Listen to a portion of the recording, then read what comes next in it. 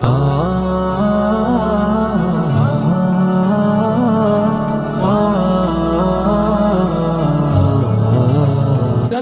آج کی نشست میں اس ولاگ میں ایسا واقعہ آپ کو بتانے لگا ہوں کہ جو آپ کے ایمان کو تازہ کر دے، جو آپ کے دل کے اندر اللہ رسول علیہ السلام کی محبت پیدا کر دے۔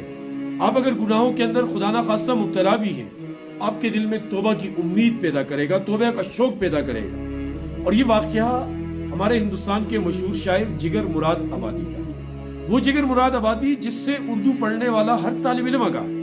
وہ جگر مراد آبادی جو دو وجہ سے مشہور تھا، ایک ان کا کلام عشق اور محبت سے لبریز ہوتا تھا، اور دوسرا وہ بلا نوش شرابی تھے۔ وہ اتنی پیتے تھے کہ مشاعرے کے بعد وہ بے ہوش ہو کر گر جاتے اور انہیں لوگ اٹھا کر ان کے گھر لے جاتے۔ ان کے دل میں خیال پیدا ہوا کہ بہت گناہ کر لیے، اللہ کو بہت ناراض کر لیا، میں توبہ طائب ہوتا ہوں کسی اللہ والے کے پاس۔ اور اس کی جو وجہ بنی، اس کی وجہ شاید یہ بنی تھی کہ انہوں نے ایک فلمی کمپنی کے ساتھ معاہدہ کیا کہ آپ 1000 روپے کے بدلے میں ایک گانا لکھیں گے اور 10 گانوں کا معاہدہ ہو، 10 گانوں کے بدلے میں 10,000 روپے، اور اس وقت 10,000 روپے آج کی کروڑوں کی جگہ لگے۔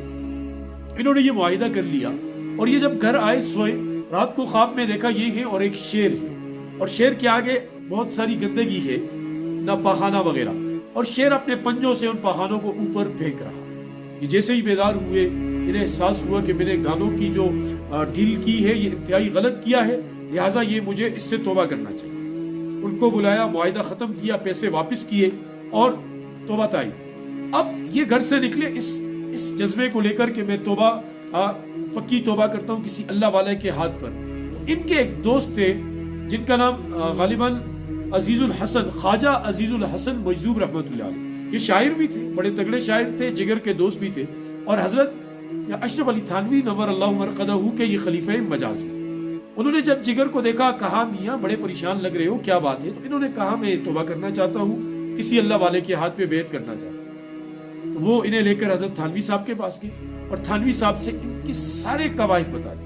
یہ ایسا بندہ ہے، اتنا قیمتی بندہ ہے، اگر یہ ٹھیک ہو گیا تو بہت ہمارے لیے کام آئے گا، دین کا کام کرے گا۔ کیونکہ تھانوی صاحب کی بیعت لینا بڑا مشکل تھا، یہ ایسا ہی تھا جیسے شیر کی مونچھ پر چمہ لینا، بڑا مشکل کام تھا۔ حضرت تھانوی صاحب رحمۃ اللہ تعالی علیہ نے کچھ دیر مراقبہ کیا اور اس کے بعد انہیں اجازت دی، اور تھانوی صاحب کو پتہ تھا کہ یہ شرابی ہے۔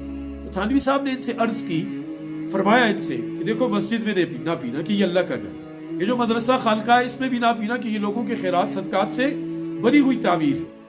اگر تمہیں ضرورت بہت محسوس ہونے لگے تو یہ میری بیٹھک ہے، یہ میرے ذاتی پیسوں سے بنی ہوئی ہے، وہاں تم اپنی یہ ضرورت پوری کر لینا۔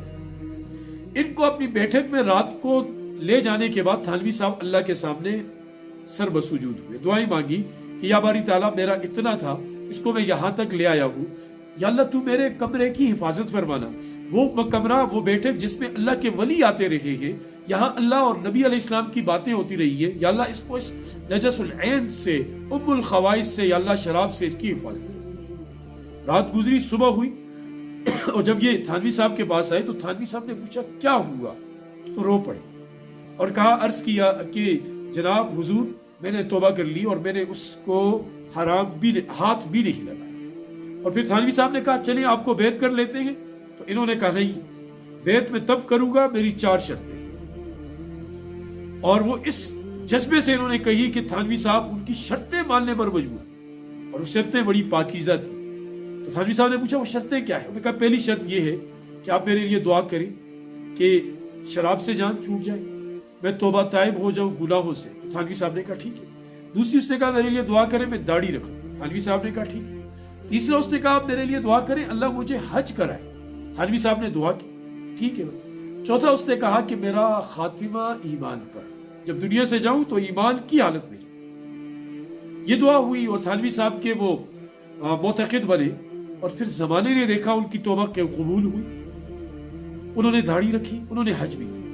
جب بیمار ہوئے اور آخر مرحلہ تھا زندگی کا، سارے بچوں کو، گھر والوں کو، مرد عورتوں کو جمع کیا، ان کے سامنے یہ ساری بات کی اور کہا میں نے توبہ کی ہے، تم گواہ رہنا۔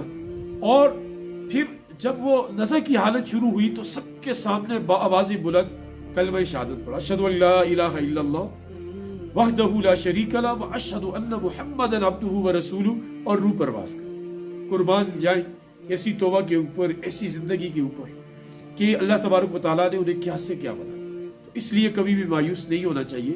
انسان جتنا گناہوں میں ڈوبا ہو، اللہ اس سے واپس آنے کے لیے راستہ ضرور دیتا ہے اگر انسان ہمت کرے۔ اللہ مجھے آپ کو سمجھ کی توفیق دے۔